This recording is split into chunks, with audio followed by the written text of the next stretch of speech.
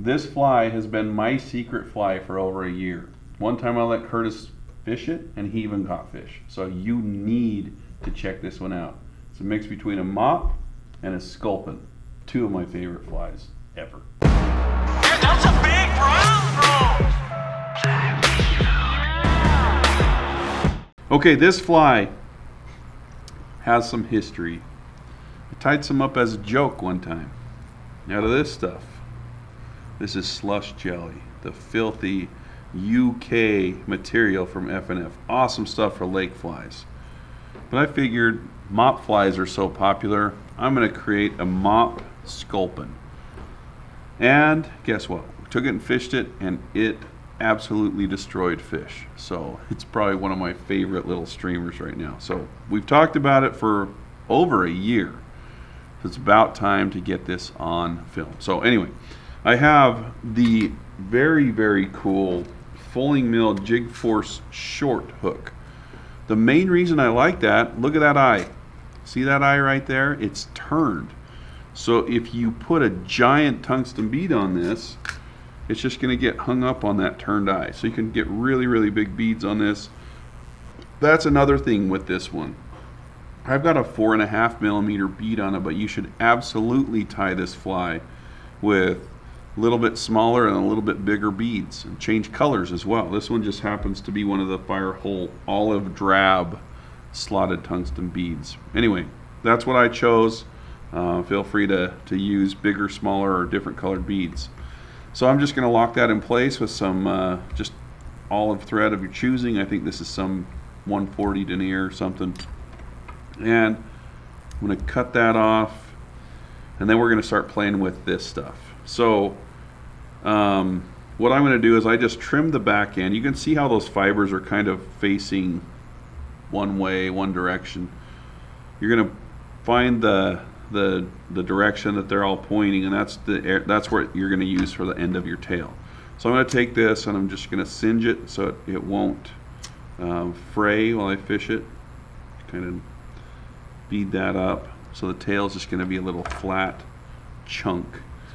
From here, I do want to put a good thread base down, and maybe even twist up my thread and make it bumpy on purpose so that this stuff has something to grab onto. Makes it a little bit more durable, it won't twist around. So I'm going to go about, I don't know, 2 lengths of the hook shank here, just about like that, and just really tie that down pretty well, wiggling my thread to get it through those fibers.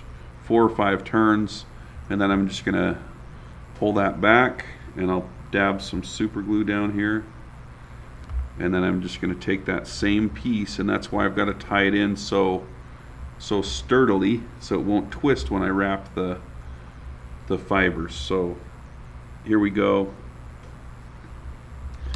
right like that. So that's the body and the tail all in one.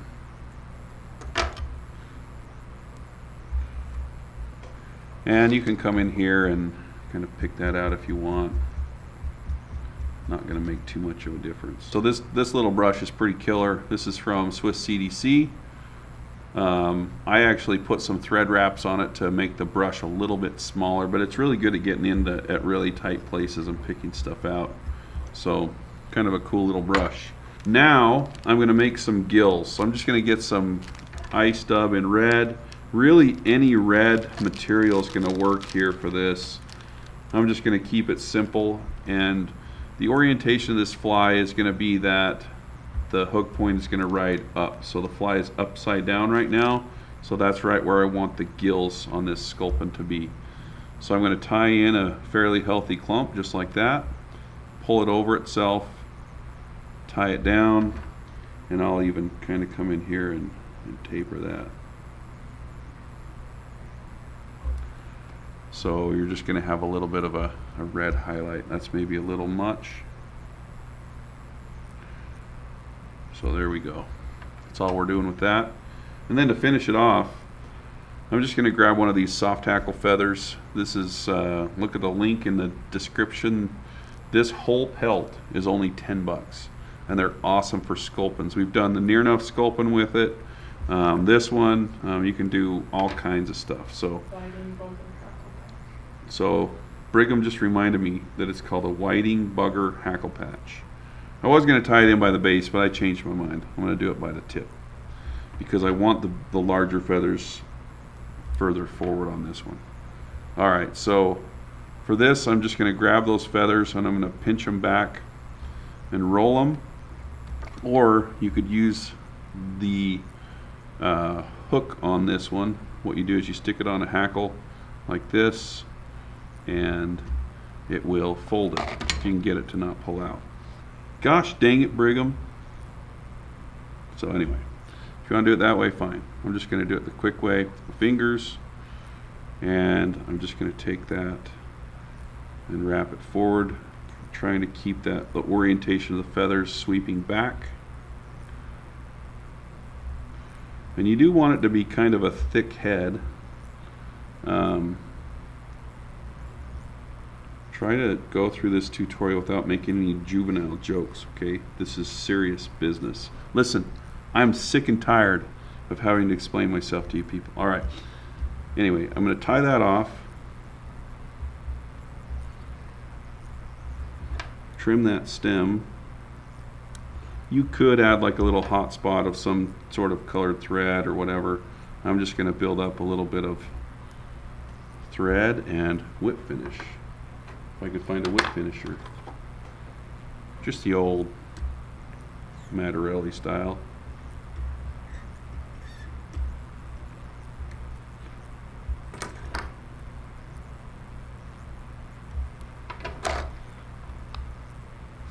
Little tiny dab of super glue to keep that all together. Just right there on the bottom. Anyway, there you have it.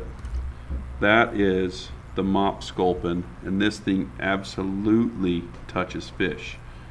No reason not to tie this when it's so simple. Just 3 materials, and it crushes.